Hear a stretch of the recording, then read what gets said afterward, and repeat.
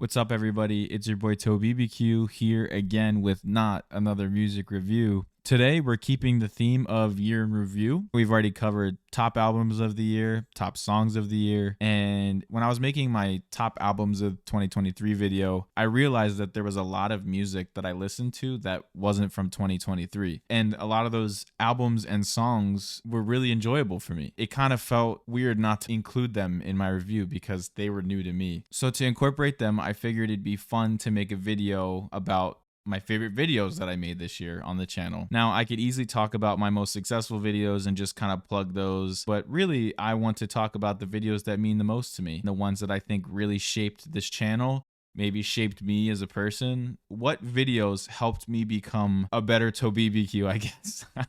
I think every video has been an opportunity to grow, but today we're covering the ones that I feel were the greatest moments of growth. So starting at number 5, we have Busy Head by Noah Kahan. This was a drastic change of pace for the channel. Normally I cover really upbeat and, for lack of better words, danceable music. My default tends to be pretty high up on the dial. You know, I get easily excited by music, and anything that has a catchy melody and a good rhythm is just gonna get me going. But I feel like I had to sit a little bit more than usual with this. It was a highly introspective album from Noah Kahan. It was his debut album, which was really cool to experience him for the first time with his debut album rather than like jumping into the middle of his catalog. But yeah, it was just such a vulnerable project. And I think in turn, it pushed me to be more vulnerable and share more with you guys and talk about some of the stuff that I've been through. As much as I love to joke around and love to have fun, I also think it's important to just have like real conversations with you guys too, and not shy away from talking about like the harder things. So I love how that music pushed me to do that. And I'm glad that in that video, you guys could see a different side to me. It's super easy to see someone on the internet or just in real life, like as one-dimensional if you don't really know them. And so it was just nice to be able to share an extra dimension with you guys. The response to that video was amazing. It was great to see all the positive comments, and I am looking forward to exploring more Noah Kahan in 2024. I know he dropped an album this year that's super big, but like this time, it'll probably have to come at a moment where a change of pace is needed. All right, video number 4, Fountain Baby by Amare. I don't know if this will be much of a surprise. I thoroughly enjoyed making this video, from filming it to editing. I think to date, it is one of my most intensely edited videos. It definitely was at the time of making it, maybe not anymore, but I think that's where the growth really lied. With a genre like Afrobeats, there's rhythms flying all over the place. Part of the reason why I love that album so much. But as my editing style was kind of growing and evolving, this album just,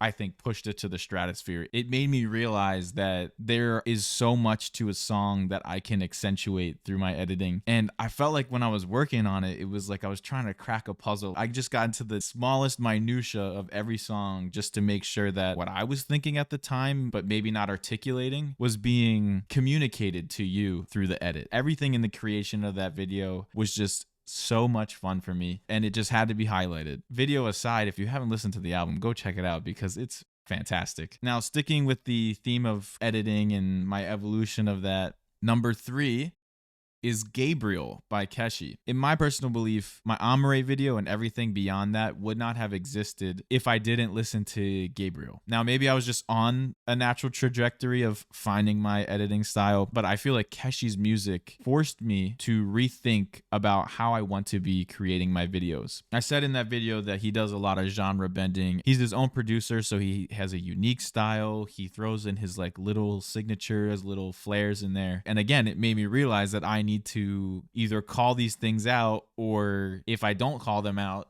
share them in the video. Because he was an entirely new artist for me and I had never heard anything by him, never even heard of him, I went into this fully blind, and I feel like I was just experiencing raw emotion. I always push myself to be 100% genuine and authentic with you guys. It's really hard when you're in front of a camera. I never want to like dial up or dial down my personality. I want to be genuine and be authentic. And I feel like that video is really just like a microscope on me discovering somebody new and just falling in love with their art. I don't know how else to say it. It really just changed my perspective on what I want to do with this channel. It made me realize that I want to tell a story. I don't want to just like listen to music and just sit there and just react. when I listen to music, I want to immerse myself in the experience. And because of that, I want to immerse you guys into my experience. So I will be forever grateful for that video in how it reshaped my whole perspective of what TOBBQ is. Now, number 2 isn't a singular video. It's more of a concept of videos, and it's the single song reactions. I'm normally used to putting a lot of effort into these really long album videos. So to put the same love and intention of one whole album video into a single song reaction is a lot of fun. There's more things that I can call out with my editing. There usually is more dancing that I can do. I just really feel like I'm allowed to put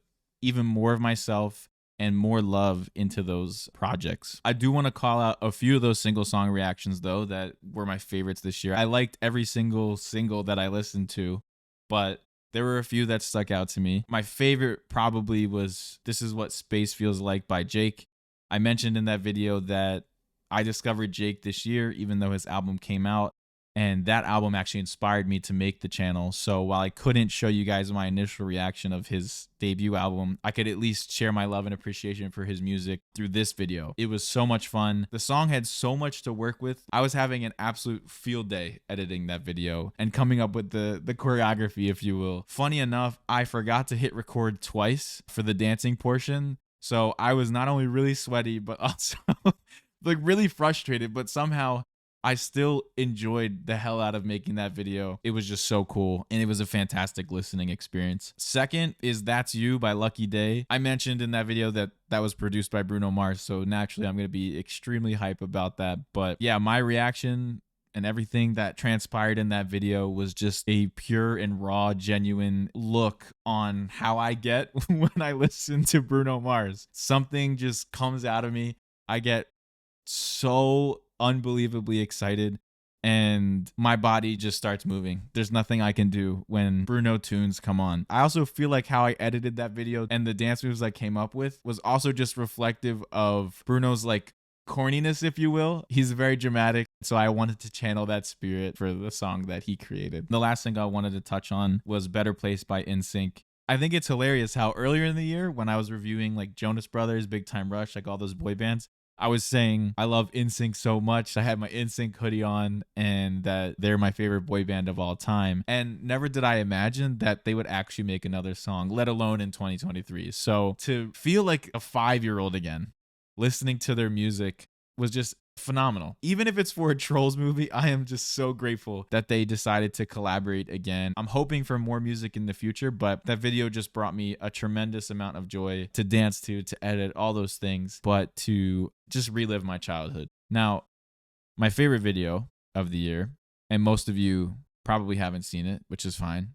It's still my favorite, is Dreamland by Coin. In that video, you will see firsthand that I go through like a spiritual epiphany.